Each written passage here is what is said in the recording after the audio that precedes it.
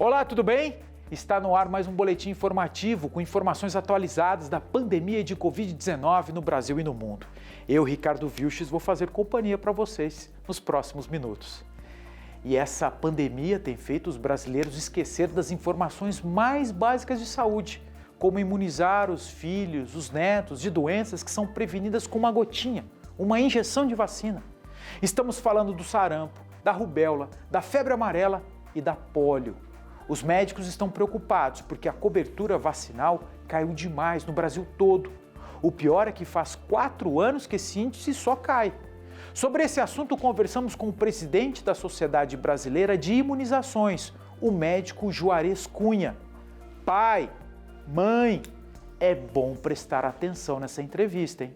Muito preocupante, né? Nós já era observado uma diminuição das coberturas vacinais nos últimos anos, em especial nos últimos 5 anos, né? Isso já era muito preocupante até 2019. 2019 não se conseguiu atingir cobertura vacinal em nenhuma das vacinas aplicadas no primeiro ano de vida, né? Em geral, o que a gente quer? 90% para BCG e rotavírus e todas as outras vacinas 95%. O que eu consigo com isso? Além da proteção do indivíduo, também a proteção da coletividade, né?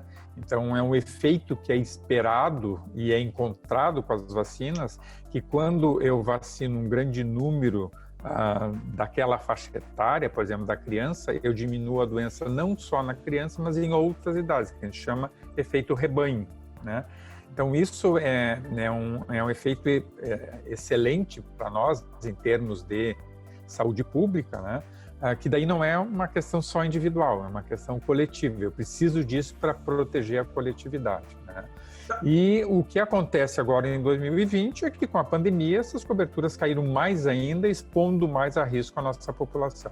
Mas excetuando o ano de 2020 em função dessa pandemia, os demais anos anteriores, o senhor acha que é uma responsabilidade devido ao cidadão ou devido aos governos que não disponibilizam essas vacinas ali para essas crianças? Bem, eu acho que sim, são vários fatores que os especialistas colocam como que tenham contribuído com as quedas das coberturas vacinais, né?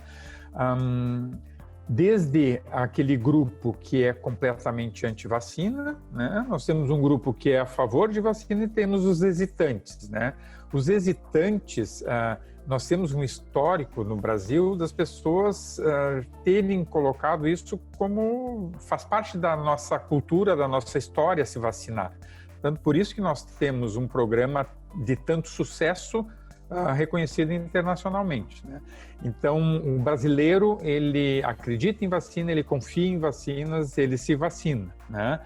Mas, com o passar do tempo, e daí respondendo até essa parte que tu perguntou em relação a se é responsabilidade do governo, nós temos um lado que tem que ser valorizado, que o nosso calendário foi sendo ampliado gradativamente, claro, com o esforço dos vários governos que passaram aí, e nós temos atualmente um calendário público gratuito que nenhum país do mundo oferece, com tanta vacina, né?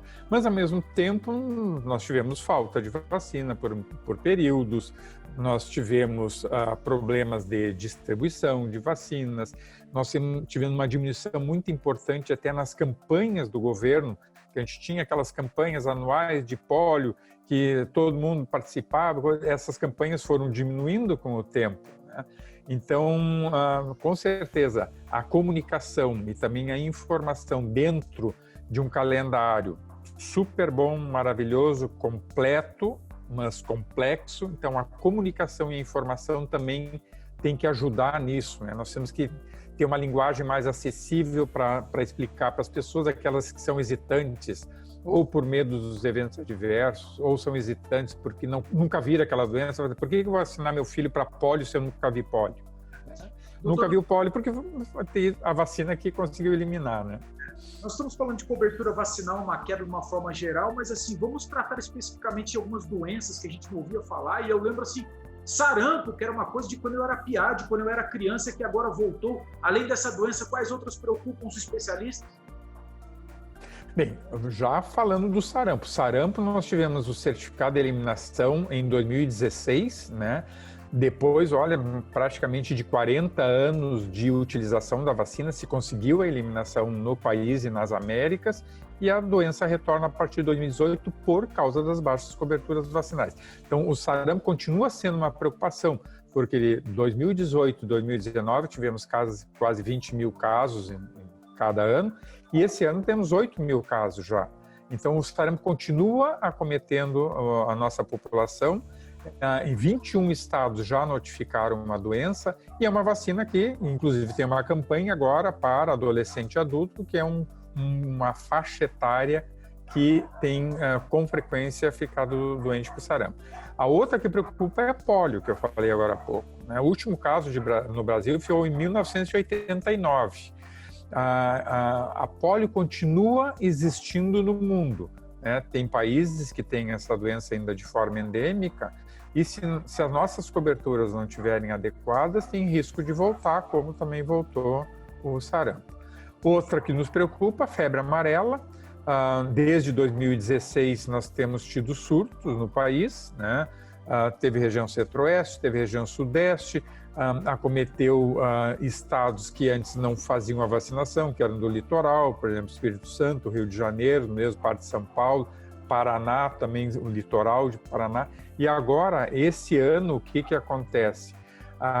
Pelas rotas migratórias, né, a tendência e o que está se observando é que elas iriam descer para a região sul, né? Então, nós temos casos, principalmente em Santa Catarina esse ano, né? Mas nós temos muitos casos de epizootias, que é a doença no animal, também no Paraná, Santa Catarina e também Rio Grande do Sul. Então, a vacina febre amarela ela foi sendo ampliada para todo o país. Atualmente, só tem 2 estados no Nordeste que ainda não são incluídos como área de vacinação, mas aquela ideia que as pessoas tinham, para viajar para o exterior eu preciso fazer vacina febre amarela, inclusive é obrigatória, as pessoas não se importam de fazer porque é obrigatório. Quando a gente fala em obrigatoriedade também é muito estranho isso, né?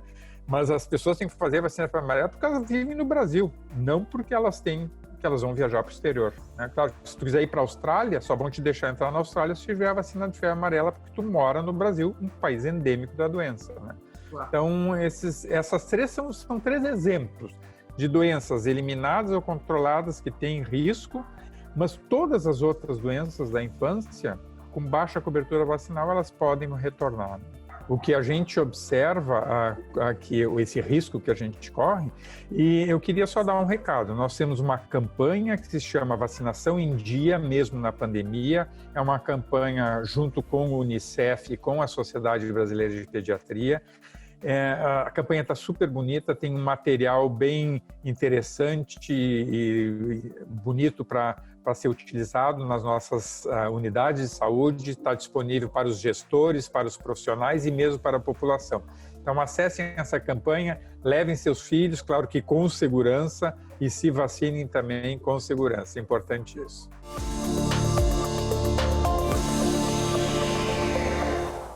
Outro problema verificado pelas autoridades e por todos nós que caiu na conta da pandemia. E não é bem essa história, não. A alta dos preços dos produtos nos mercados, açougues e padarias. Nas redes sociais, isso tudo é culpa do isolamento social, já que as pessoas não iam para o trabalho, a produção caiu e o preço aumentou. Gente, não é nada disso não, hein? A pesquisa do IBGE apontou diferentes altas e diferentes razões. Tá aí o produto que ficou mais caro, o arroz, que subiu 19% nos últimos dias. O óleo ficou ali, pertinho, com 18% de aumento. Os 2 itens são produzidos com sobras no Brasil, mas o preço lá fora torna mais vantajoso para quem produz aqui dentro vender para os clientes estrangeiros. É que lá o preço é cotado em dólar, que está valendo 5 vezes mais do que o real. Aí, com menos produtos aqui no Brasil, a demanda aumenta e o preço acompanha. Mas por que o feijão, o ovo, tomate também estão mais caros, sendo que não são exportados? É que nestes casos prevalece o aumento da procura do mercado interno. A explicação está na ajuda financeira dada pelo governo para as famílias mais pobres, que receberam o auxílio emergencial de R$ 600. São esses produtos que não podem fazer falta na mesa de qualquer família. A última notícia do boletim de hoje é de extrema importância para o trabalhador que depende do atendimento presencial do INSS. O governo federal remarcou pela 4ª vez a volta para esse tipo de atendimento. Dia 14 de setembro, é próxima segunda-feira, hein, gente? Mas tem uma regra fundamental. Quem precisar de atendimento presencial, antes tem que marcar com antecedência dia e horário. E essa marcação pode ser feita de 3 formas, que vamos mostrar. Estamos mostrando aqui na tela para você já. É o site do inss.gov.br, também pelo aplicativo do INSS ou pelo telefone 135. Nesses canais você poderá marcar perícia médica, avaliação social, cumprimento de exigência e reabilitação profissional. Apenas a prova de vida é que permanece suspensa. Então vamos reforçar? Agências do INSS no Brasil inteiro voltam a atender presencialmente na próxima segunda-feira, dia 14. Mas não esqueça de marcar esse atendimento pelos canais do governo, site, aplicativo ou telefone com antecedência. Gente, sem esse agendamento, não haverá atendimento. Esse boletim informativo de hoje termina por aqui, mas você já sabe, né? Durante a programação, estaremos de volta com mais notícias. Até lá!